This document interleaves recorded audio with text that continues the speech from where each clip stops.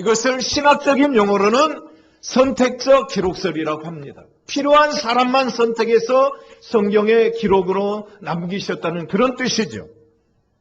마찬가지로 이스라엘 외에도 무수한 국가들이 생성 소멸의 과정들을 거쳐갔지만 하나님은 이스라엘을 선택하셔서 인류의 구원사를 우리에게 보여주시고 계시는 것입니다. 인간을 경쟁하시는 하나님은 쭉정이를 원하시는 게 아닙니다. 알곡을 원하셨기에 믿음 있는 아벨과 에녹 그리고 노아와 아브라함을 기쁘게 받으셨고 이 아브라함을 통해서 이삭과 야곱이 이 세상에 태어나게 하시고 그리고 이 야곱이 이스라엘이 되죠. 계명이 되죠. 천사와 씨름에서 이겼다 해서 이제 너의 이름을 이제는 야곱이라 하지 말고 이스라엘이라 하라. 그래서 이 야곱의 이름이 이스라엘로 바뀌어지고 이 야곱, 이스라엘을 통해서 12아들이 태어나요.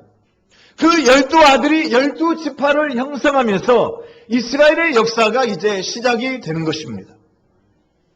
그러니까 정확히 말씀을 드리자면 하나님께서 이스라엘을 선택하셨다기보다는 하나님께서 이스라엘을 깊은 관심과 섬세한 사랑으로 키우셨다고 하는 것이 옳은 표현이 될 것입니다. 그러나 분명한 한 가지 원칙은 하나님은 아무나 선택하시고 아무나 택하셔서 하나님의 일을 이루시는 것이 아니라 믿음의 사람들, 의로운 의인 한 사람 한 사람을 택하셔서 하나님은 하나님의 일을 그들에게 맡기시고 하나님의 일을 여전히 진행하고 계시다는 사실입니다. 할렐루야. 그리고 아브라함을 통한 육적인 이스라엘은 메시아 예수님이 이제 출현하심으로 말미암아 영적인 이스라엘로 이제 바뀌게 되었으므로 이제는 예수님을 믿는 우리들이 진정한 아브라함의 자손이요 진정한 우리가 영적인 이스라엘이라고 하는 것이 옳다는 것입니다. 할렐루야. 그러므로 여러분 모두가 이제는 영적인 이스라엘, 영적으로 아브라함의 진정한 후손임을 여러분들이 믿으시고 믿음을 끝까지 잘 지켜 승리하는 역사가 있기를 주의 이름으로 간절히 축원해 드리는 것입니다. 하나님은 이스라엘 백성들이 하나님을 거역하고 우상 숭배에 빠지거나 범죄하였을 때 그들을 혹독하게 냉철하게 징계하심으로 만왕의 왕으로서의 공의를 드러내셨고 살아계심을 나타내 보여주셨습니다. 이것이 바로 스바냐 1장의 전반적인 흐름입니다. 스바냐서 1장의 내용이 이런 내용으로 되어 있어요. 징계와 하나님의 무서운 심판의 말씀들로 스바냐 1장이 그렇게 이제 구성이 되어 있어요. 두 번째로 하나님은 어느 때 이스라엘의 왕, 만왕의 왕으로서 살아계심을 공의를 어느 때 보여주셨느냐?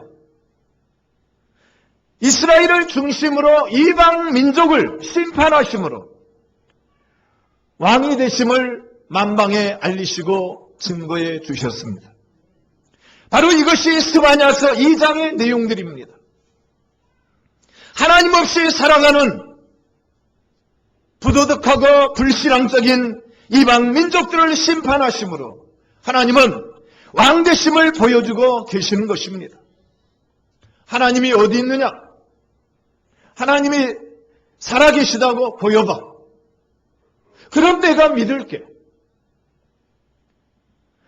이렇게 떠들면서 온갖 범죄를 저지르는 사람들에 대한 심판은 이스라엘 나라와 주변 국가들에게만 국한된 것이 아니라 장차 모든 인류에 대한 심판으로 이어질 것을 반드시 심판이 이루어지게 됨을 말씀하고 있는 것입니다.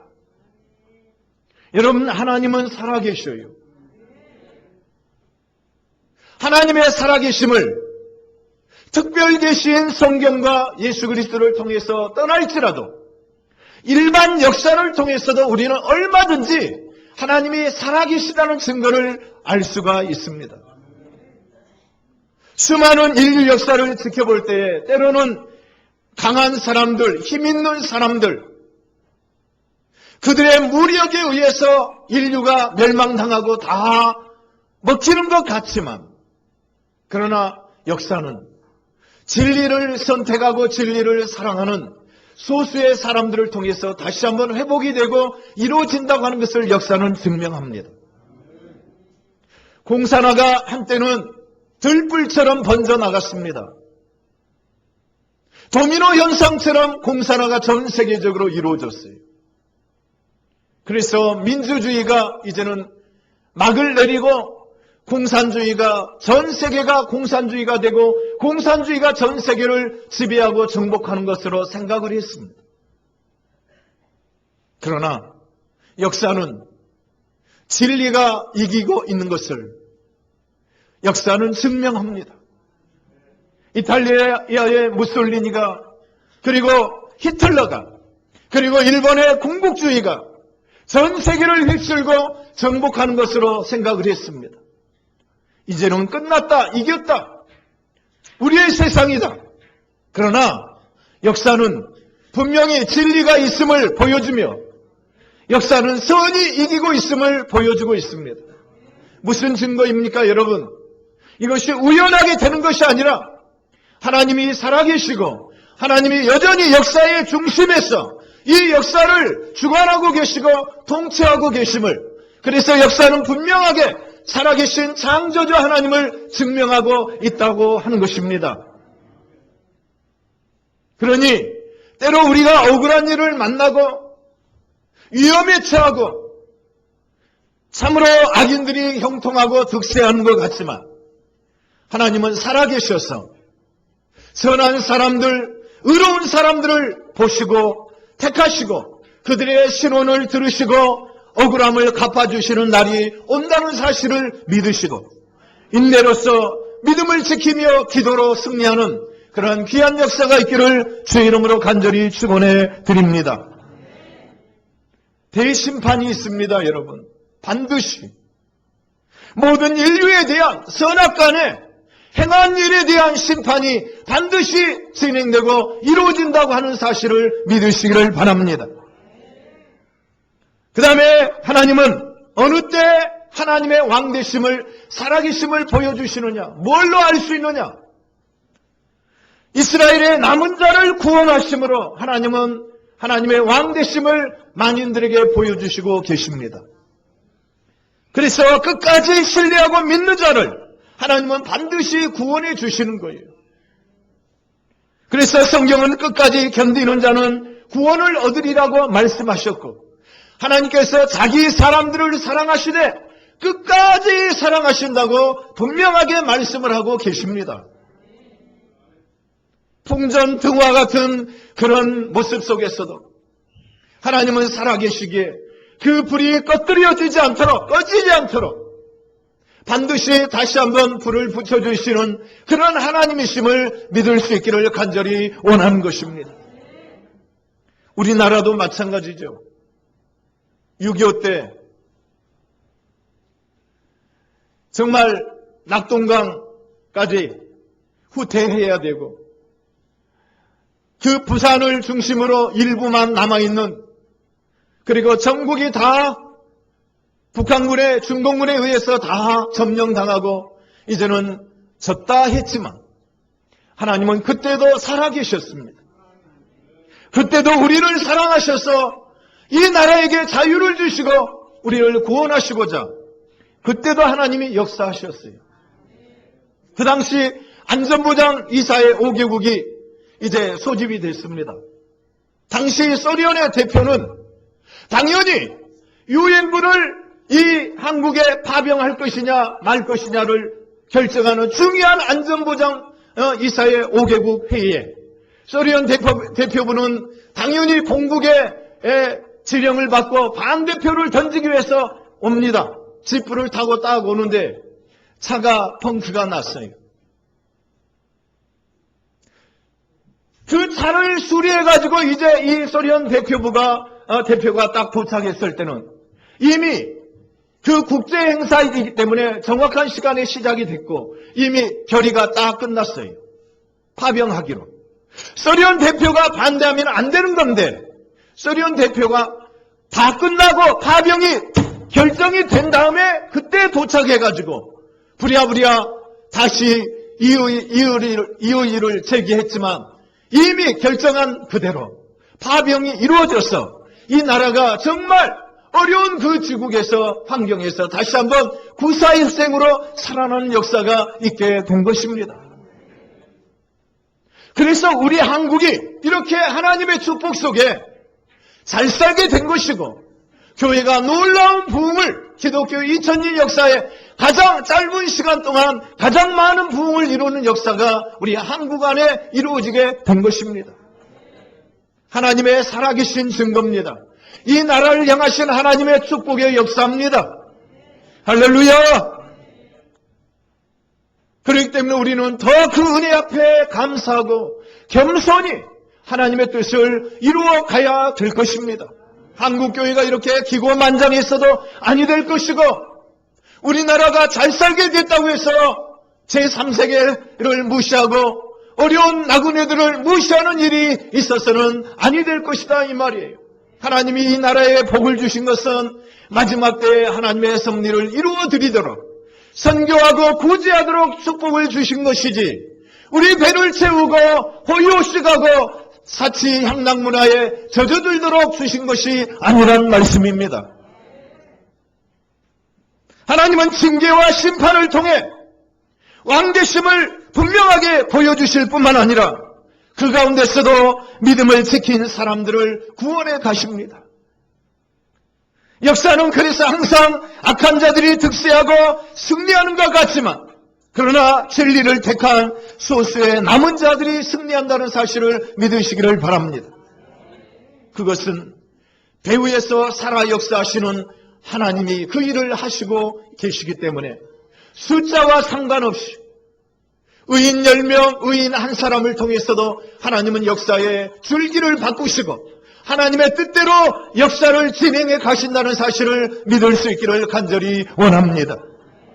바로 이것이 3장의 스바냐서 3장에 흐르고 있는 전반적인 내용들입니다.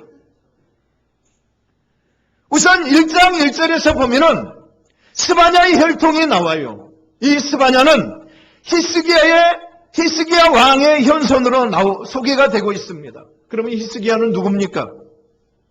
하나님 앞에 사형 선고를 받았을 때 면벽하고 하나님 앞에 간절히 구해서 생명을 연장받은 인물이 히스기야 왕이죠. 여러분, 하나님은 살아계시기 때문에 그 기도를 들으시고 사형 언도를 받았던 이 히스기야 왕, 죽을 수밖에 없는 이 히스기야 왕이 그 생명이 연장이 된다는 사실이에요. 여러분, 지금도 하나님은 살아계셔서 역사하십니다. 여러분의 기도에 말할 수 없는 기도에 응답해 주십니다. 믿음을 갖고 구할 때마다 놀라운 역사가 있게 된다는 사실을 믿으시기를 바랍니다. 바로 이 스바냐 선지자가 히스기야 왕의 현손으로 소개돼요. 현손이 무엇입니까? 손자의 손자란 얘기거든, 쉽게 말하면. 그러니까 이 스바냐 선지자는 어부 출신도 아니고 농부 출신도 아닌 왕족이에요, 왕족. 왕의 혈통을 받은 인물이 스바냐 선지자예요. 당시 시대 상황을 보면은 요시야 왕이 이제 모든 정치를 이끌어가는 그때인데 이 요시야 왕이 종교 개혁을 단행해요. 그래서 우상을 타파하고 성전을 정함으로 이스라엘 백성들 하여금 하나님을 경외할 수 있는 길을 트면서 모든 이스라엘 백성들이 하나님께로 돌아오게 합니다. 요시야 왕이 이런 종교 개혁 운동을 단행할 수 있도록 그 배후에서 이 왕을 위해 기도하고 권면하고 독려하며 중심을 잡아준 인물이 누구냐? 바로 스바냐 선지자입니다. 왜 이것이 가능했냐? 아까 말씀드린 것처럼 이 스바냐 역시 왕손이다, 왕손. 스바냐 선지자가. 그렇기 때문에 이 요시야 왕을 스바냐 선지자가 가까이 할 수 있는 위치에 있었던 거예요. 그러니까 이 스바냐 선지자가 이 요시야 왕을 위해서 늘 기도하고 권면하고 하나님의 말씀대로 하나님의 뜻대로 행하기를 권면함으로 이 요시야 왕이 위대한 종교 개혁을 단행할 수가 있었다는 얘기입니다. 할렐루야. 그러니까 우리에게 어떤 명예를 주시고 물질과 좋은 은사, 재능을 주셨을 때는 그것을 하나님의 영광을 위해 사용하라고 주신 것이지 나를 위해서 사용하라고 주신 게 아니라 이 말이에요.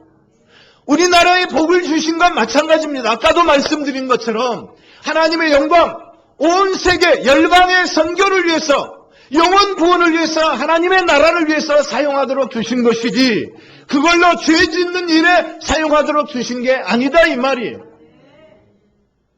이 나라 이 민족이 자각하지 못하고 깨닫지 못하고 이렇게 나갈 때 하나님이 어떻게 이 나라를 흔드실지 이미 흔드셨잖아요. IMF 체제, 그 다음에 북한 핵 문제 수많은 일들로 인하여서 우리로 하여금 불안하게 하고 경각심을 갖도록 하셨다 이 말이에요. 마치 에녹이 무드셀라를 낳은 후에 300년간 하나님과 동행했던 것처럼 무드셀라 아들이 죽으면 세상에 심판이 온다는 사실을 이 에녹은 생각하기 때문에 정말 잠시도 마음을 늦출 수가 없었던 거예요.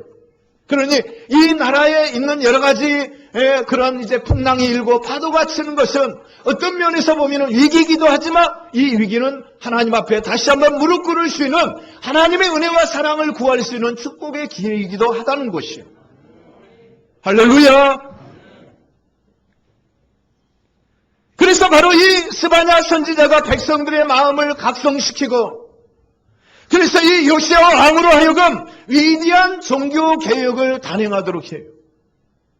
아주 혁혁한 공을 세운 인물이 바로 스바냐 선지자입니다.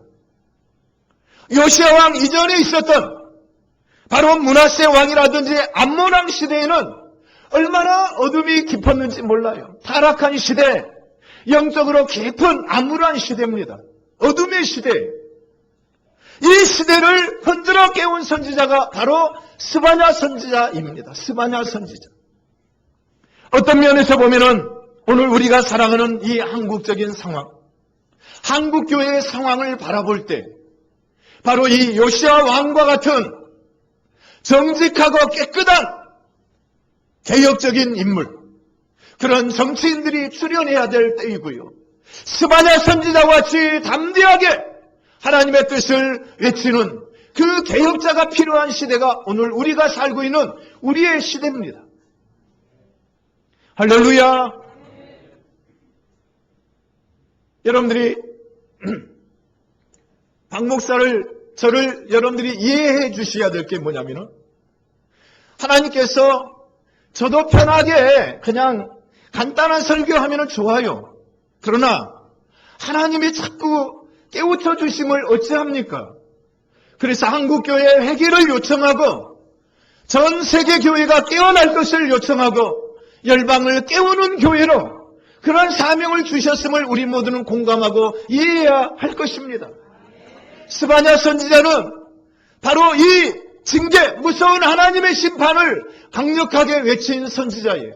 말라기 선지자도 마찬가지고 스가랴 선지자, 학개 선지자가 다 마찬가지예요. 동시대의 스바냐 선지자와 함께 이제 선지자 활동을 했던 인물들이거든요. 그들이 정말 외친 게 무엇입니까? 이 나라가 이대로 가다가는 망한다는 거예요. 망한다는 그 자체를 외친 것이 아니라 회개를 촉구하는 말씀들이었거든요. 회개를 촉구하는 말씀들. 아멘. 이 시대에 마찬가지 한국교회 강단에서 회개를 외치는 말씀들이 사라져버렸어요. 천국과 지옥에 대한 말씀들이 사라져버렸어요. 달콤한 소리, 듣기 좋은 소리, 사람들의 구미에 맞는 소리, 축복에 대한 것들만 외쳐지고 있는 시대가 되고 말았습니다. 그래서는 모두가 다 망하는 거예요. 모두가 다 망하는 길로 갑니다. 회개가 필요합니다. 이 시대에. 진정. 다시금 우리가 경각심을 가지고 돌이켜서 다시 한번 무릎 꿇고 하나님 앞에 눈물로 기도하며 하나님 품에서 사는 역사가 우리 안에 있어야 할 줄로 믿습니다. 너무나 성경을 벗어난 세속화된 이단 사이비가 너무 난무하는 그런 시대가 됐다 이 말이야. 제가 이단 사이비를 이야기하는 것은 그만큼 성경을 거역하고 성경에서 이탈하고 있다 이 말이야. 이스라엘 백성들이 우상 숭배에 빠졌는데 오늘날은 이 믿는다고 하는 사람들이 어떤 우상 숭배에 빠졌느냐? 성경을 이탈한 우상 숭배가 너무 많아요. 너무 많아. 그것이 교회 성장이라고 하는, 교회 부흥이라고 하는 그러한 이제 가면을 쓰고 등장을 해가지고 거기에 혹하게 하고 빠지게 만들어버립니다. 그래서 이 스바냐서의 전반부는 하나님의 심판에 대한 메시지가 외쳐지기 때문에 굉장히 무겁습니다. 그러나 후반부에는 희망의 메시지가 전파돼요. 그래서 좀 더 밝아지는 그런 모습이 나타나고 있는 것을 봅니다. 역사의 구루토기, 희망일 수밖에 없는 그 남은 자들에 대해서 하나님은 그 남은 자들을 붙드셔서 하나님의 일을 맡기시고 이 어두운 시대를 일깨우며 하나님의 나라를 이룰 수 있도록 하셨다는 것이 바로 이 스바냐서 전체적인 결론에 해당되는 말씀이기도 합니다. 우리 모두 바알에게 무릎 꿇지 않는 남은 자들이 있는 것처럼 하나님이 하나님의 일을 하시기 위해서 남겨진, 숨겨진 사람들이 있다는 사실, 우리 모두는 거기에 꼭 들어가야 되겠고 그 마음에 합당한 하나님의 귀한 사람들 되어야 할 줄로 믿습니다. 하나님이 이 일을 하시기 때문에 숫자가 중요하지 않아요. 하나님의 나라를 숫자로 하는 게 아니에요. 하나님은 믿음으로 하는 거지. 하나님의 일은, 하나님의 나라는 믿음으로 하는 거예요. 순종함으로 하는 거예요. 숫자로 하지 않아요. 할렐루야. 우리 모두 정말 이 믿음을 이어받을 수 있기를 주의 이름으로 간절히 축원해 드립니다. 그렇다면 남은 자가 누굽니까? 어떤 의미입니까? 바로 끝까지 하나님을 배반치 아니하고 하나님의 이름을, 여호와의 이름을 붙들고 부르는 자들이라고 오늘 본문은 말씀을 하고 있습니다. 스바냐 3장 9절을 보니까 그때 내가 열방의 입술을 깨끗게 하며 그들로 다 나 여호와의 이름을 부르며 일심으로 한마음으로 섬기게 한다고 했습니다. 그러니 남은 자가 누구냐 했을 때 마음을 같이 해서 최선을 다해 충성하며 하나님을 찾고 섬기는 믿음의 사람들이다 이 말입니다. 아멘. 건성으로 하나님을 찾고 형식적으로 하나님을 섬기는 걸 말하지 않아요. 중심을 다해서 깨끗한 입술, 온 마음을 다해 진정한 그러한 진정성 있는 마음으로 하나님을 찾고 하나님을 나의 아버지로 모시고 섬기는 진정한 하나님의 아들, 딸들, 그들을 남은 자라고 하나님은 말씀하고 인정하고 계시는 거예요. 아멘. 얼마나 많은 사람들이 하나님을 떠나고 하나님을 대적하고 배척하고 있는데, 그러나 그 가운데서도 하나님이 남겨놓으신 사람들은 그 가운데서도 묵묵히 하나님을 섬기며 주의 일에 최선을 다하고 있는 것입니다. 누가 뭐래도 흐트러짐이 없어요. 흔들림이 없어요. 이런 남다른 은혜가 여러분 모두에게 풍성히 있기를 주의 이름으로 간절히 축원해 드립니다. 할렐루야! 할렐루야! 여러분, 멸망으로 가는 길과 문은요 넓어요. 그래서 찾는 자가 많다고 했습니다. 당연한 거 아닙니까? 사람들이 편하게 생활하고자 하지 어렵게 고난을 자취하며 살고자 하는 사람들은 없어요. 그래서 찾는 자들이 많아요. 죄송합니다, 이렇게 표현해서. 그러나 이해하기 위해서 제가 표현합니다. 천주교를 보십시오. 거기는 술, 담배 문제가 굉장히 자유로워요. 제사 문제도 아주 자유로워요. 근데 우리 개신교는 굉장히 문자적인 그런 측면이, 좁은 면이 없잖아 있습니다. 그러나 그런 거룩한 부담이 우리를 더 성화시키고 하나님을 더 가까이 하고 사랑하게 한다는 사실을 믿으셔야 됩니다.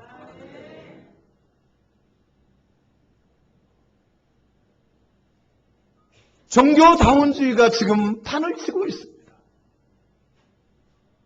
신앙생활도 큰 교회에서 하고자 하는, 그래서 작은 교회에서 대부분 이제 큰 교회로 다 이동해 갑니다.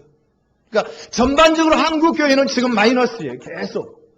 근데 일부 교회가 성장했다고 부흥한다고 하는데 그것은 다 거짓말입니다.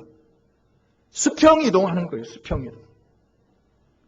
그래서 아무 때나 내 마음 내키는 대로 아무 때나 가서 한번 예배 드리고 오면 돼요.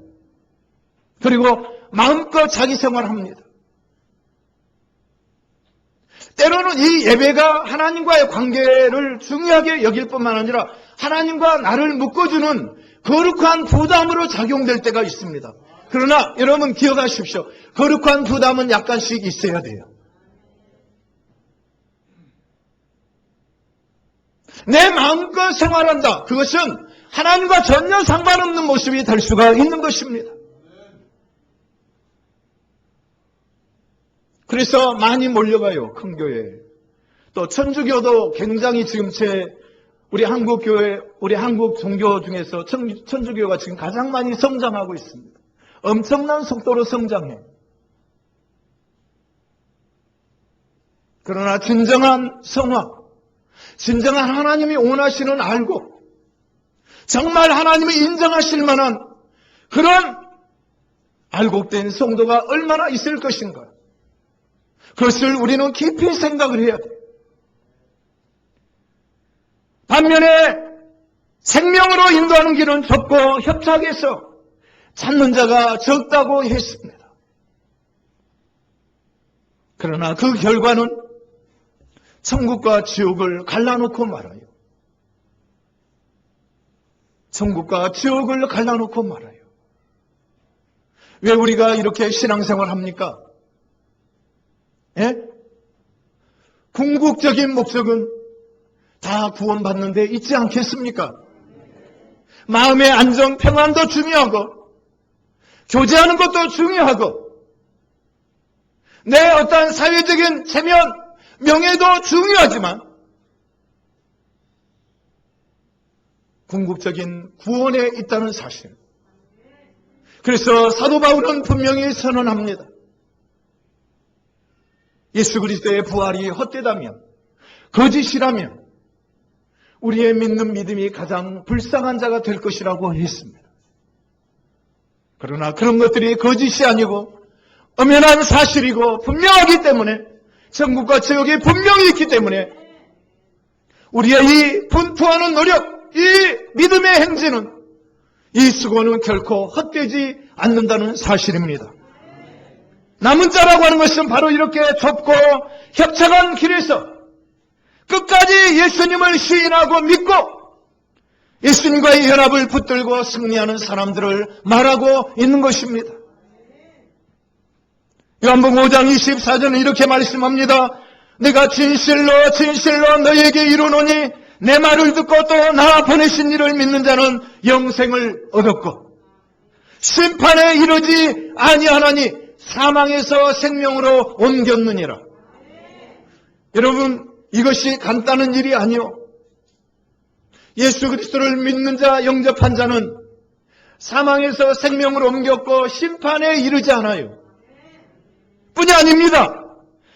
그러므로 이제 그리스도 예수 안에 있는 자는 결코 정죄함이 없다고 했습니다. 마지막 심판 때 정죄가 따르거든요. 그래서 형벌의 심판이 주어지는 거예요. 그런데 예수님을 믿는 자들은 심판에 이르지 않고 사망에서 생명으로 옮겨졌다고 합니다. 정죄하지 않아요. 여러분, 이 정죄받는 거 얼마나 무서운 일인 줄 알아요? 오늘날 많은 사람들이 자살을 택합니다. 며칠 전에도 정당에 도당위원장을 하고 국회의원을 2번 했던 사람이 한강에 투신해서 자살을 했어요. 또 그 이전에도 수많은 정치인들과 경제인, 수많은 사람들이 투신해서 자살을 합니다. 그 중에 하나가 뭡니까? 내가 억울하다. 내가 그런 일이 없는데 나를 너무 그렇게 쉽게 말하면 정죄하는 거예요. 정죄. 죄 있다고. 그게 괴로워서 투신하잖아요. 그러죠? 그것이 다 정당화될 수 있는 것은 아니고 다 옳은 것은 아니지만 그런 측면에서 자살을 선택함으로 자기의 결백을 주장하고자 하는 사람들이 있습니다. 여러분, 이 정죄받는다는 것이 얼마나 무서운 건지 몰라요. 여러분들이 이제까지 삶을 살아오시면서 그런 모습이 한두 번은 있었을 거예요. 어렸을 때부터 친구 사이에 왕따 시키는 것. 자기가 뭐 잘못한 것도 아닌데 잘못한 것처럼 얼마나 황당하고 괴롭습니까? 그러죠? 예수님께서 심판장 되시는 예수님께서 정죄한다는 것은 그 정죄는 영원한 형벌이에요. 영원한 형벌. 영원한 유황불, 지옥의 불심판이 그를 기다리고 있다는 것을 기억할 필요가 있습니다. 그러나 믿는 자에게는 이런 정죄함이 없다는 것, 정죄함이. 진정한 자유와 해방, 평안이 주어진다는 사실. 할렐루야! 율법의 저주에서 우리를 자유케 하시고 지옥의 무서운 형벌을 제거해 주심으로 우리를 영원한 생명의 길로 이끌어 주신 그 하나님의 은혜를 생각할 때 어찌 감사치 않을 수 있으며 어찌 우리의 입에서 찬양이 나오지 않을 수가 있겠습니까? 그래서 성령 이후에 우리가 계속해서 부단히 쉼없이 해야 될 일이 뭐냐? 나에게 베풀어 주신 하나님의 은혜와 사랑 앞에 계속해서 우리는 하나님 앞에 감사하며 경배와 찬양을 드리는 이 일을 쉼없이 우리 모두는 해야 될 줄로 믿습니다. 할렐루야! 할렐루야! 한 가지 더 높아심에서 한 가지 더 당부를 드립니다. 여러분, 비교의식을 떨쳐버렸어요. 비교하지 마세요. 특별히 엘리야 시대도 마찬가지죠. 모든 하나님의 선지자들이 어떻게 됐습니까? 전부 다 바알과 아세라 목상을 섬기는데 다 가담하고 전부 다 배도하고 다 넘어갔어요. 그러나 엘리야는 홀로 고군분투합니다. 바알에게 무릎 꿇지 않는 7천인이 남겨져 있음을 하나님은 나중에 알려주십니다. 우리 모두 아무리 세상이 요동치고 누가 뭐라고 할지라도 남이 장해가니까 나 목적 없이 따라갈 수는 없지 않겠습니까? 확실한 목적의식을 가지고 사명의식을 가지고 본분의식을 가지고 절대 망각하지 마시고 여러분의 믿음을 끝까지 지킬 수 있기를 다시 한번 간곡히 부탁을 드립니다. 그래서 주님 앞에 서는 날 우리 모두가 당당하게 하나님 앞에 아름답게 세워지는 귀한 역사가 있기를 주의 이름으로 간절히